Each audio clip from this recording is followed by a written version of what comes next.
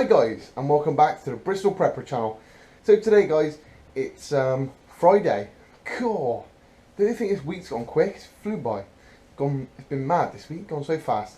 Anyway guys, for your Friday's video, today we were talking about cooking in an SHTF. So let's get cooking in an SHTF. So first of all guys, what brought this on was a few comments that were on my lighting in an SHTF video, and it really got me thinking, you know. So yeah guys, today we're talking about cooking. And I think it's so important to think about these basic things, but some people don't cover them, don't think about them, you know.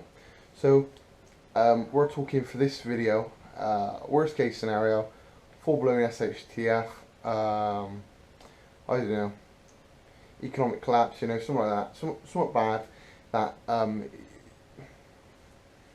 it's not, the outside world's not friendly, you know. It's going to be you want to be as concealed and held back as possible, like you would do in a economic collapse and in turmoil like that. So I'm going to show you a couple of things I've got, and you've probably seen me use in some videos and stuff.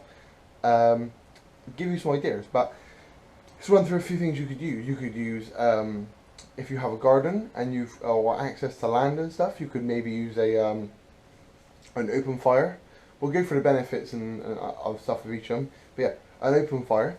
So an open fire is great if you've got obviously the capability to have an open fire in your back garden or in land you own or whatever, as long as you've got the land payer's permission to use it beforehand, you know, so you're setting things out. And then obviously when SHTF comes, you're not too worried about landowner's permission. But yeah, so an open fire. The first thing is obviously very, very useful.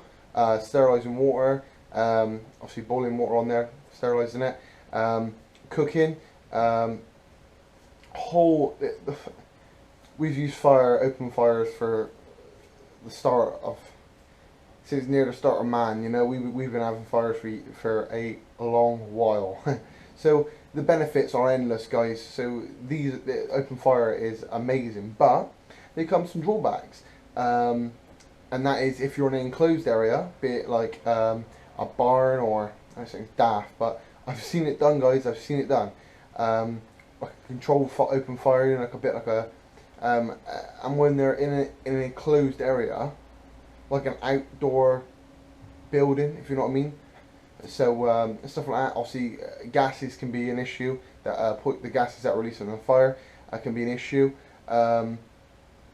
In that situation. Also guys, smoke is the biggest issue. When you light a fire, okay, I know, before anybody jumps on the bandwagon, I'm fully aware, and I know I've used them. I've used them in a few situations where smokeless fires, or smoke less, you know, they're going to smoke less than an average fire. There's no fire that's totally smoke free.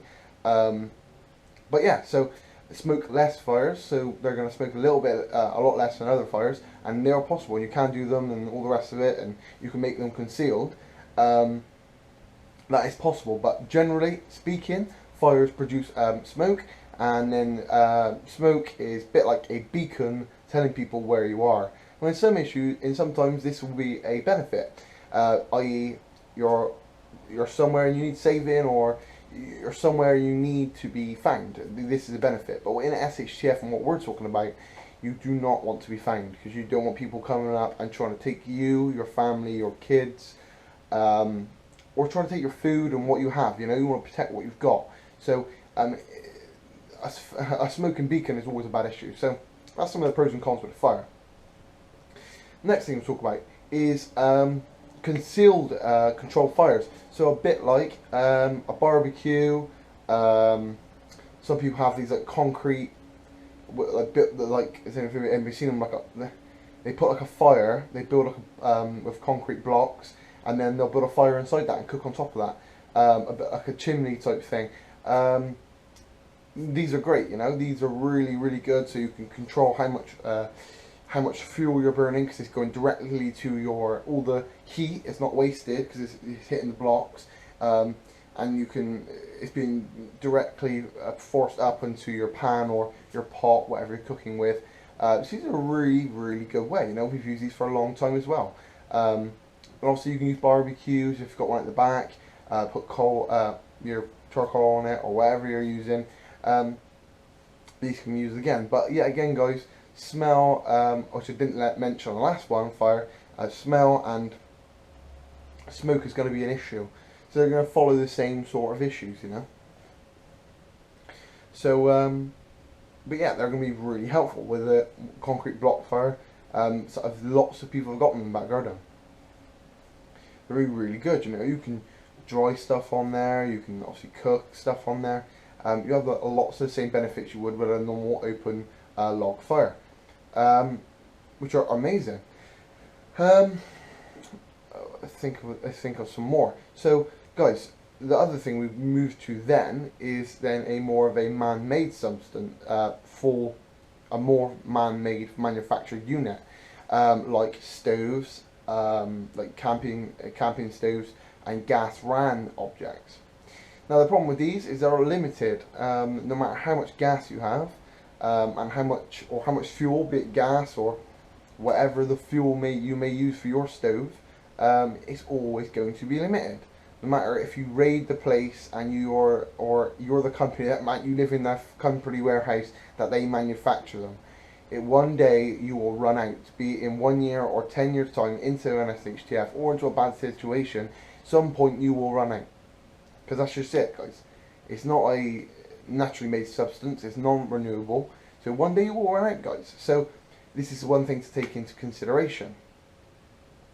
Obviously, a while down the line, in a huge, major, bad scenario, there's going to be a lot less people in a year's time than there would be in a week's time. You understand? So if the SHTF has just began and the shit's just hit the fan, there's going to be a lot more people running around wanting shit than there will be in a year's time or 6 months' time. You know, because lots of these people, sadly, would have died off or gone into collective groups.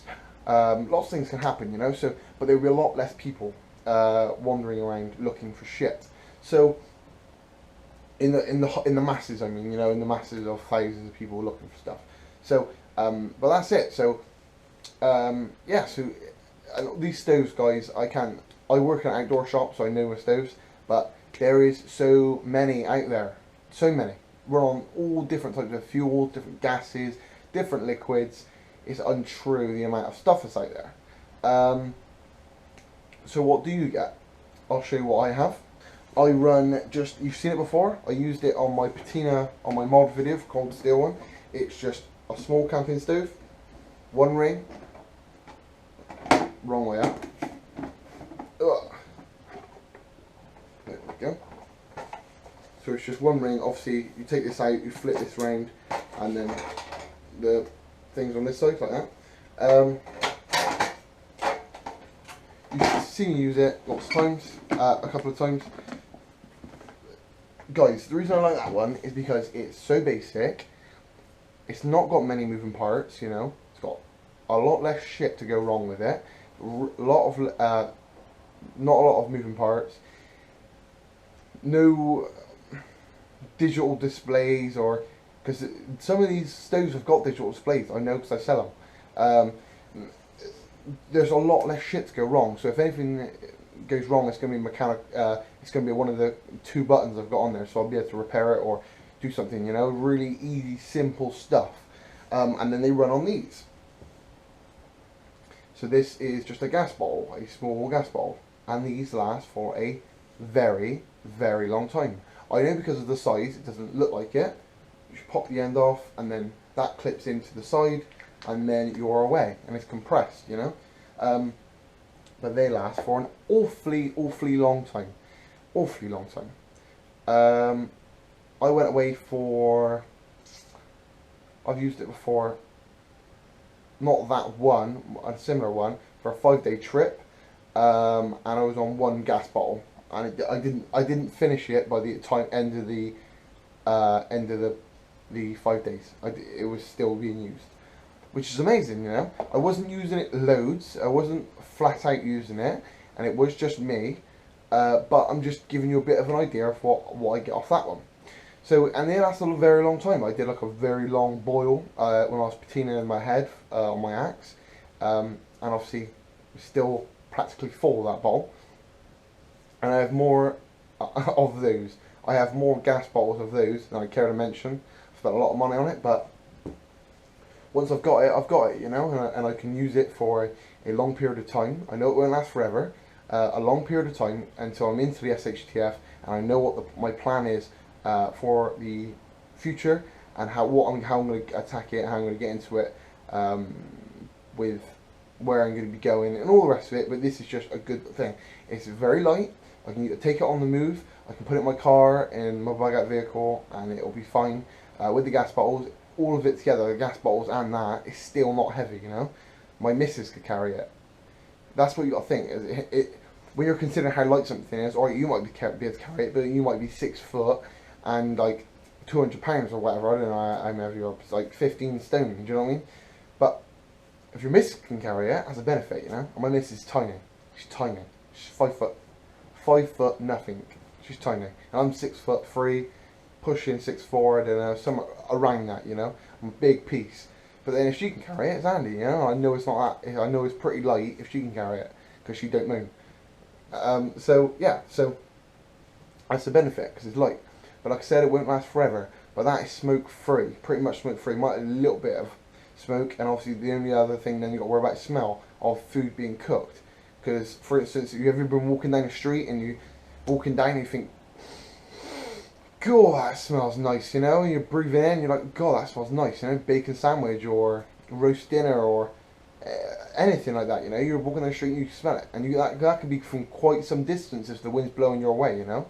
That's what you've got to think about. That's what other people will be doing. They'll be smelling, God, that's some nice food, let's go find that, you know, and let's go raid this house. So that's one thing to think about.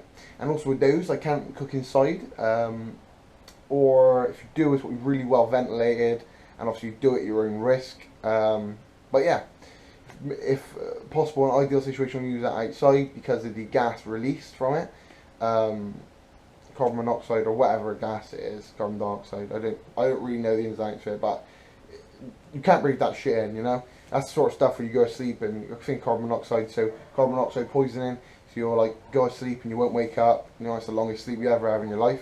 So so shouldn't really laugh, it's bad, but yeah, you shouldn't use that inside. But it's just what I'm going to use and one of my options. I do have other options, but yeah, guys. It's just, I know this video's dragging on a bit now, so I want to crack on, but it's I'm just giving you a few things to think about. If you haven't thought about it before, really look into it, guys. Obviously, everybody's situation is different. Everybody's. If you live in a really, really hot climate, it might not be the best idea for you to carry these, you know, because they can't be kept at hot temperatures. They've got to be kept at not a low temperature, but like just beneath room temperature and in a dark area to preserve the bottle and to make sure it doesn't explode, you know. So it's everybody's situation is going to differ. Some people might have a garden to be able to make an open fire and a fire pit or whatever. Some people might not.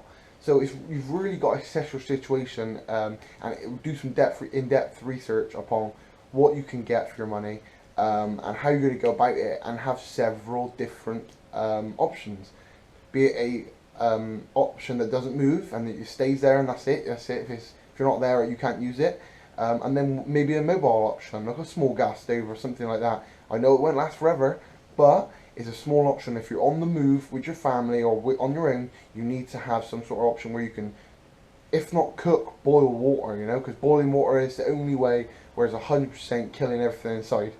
I know you can use purification tablets, and that's another option. That's a whole other video about water purification and all that stuff. But very important to boil water and be able to use fire to cook and boil water and all the rest of the good stuff.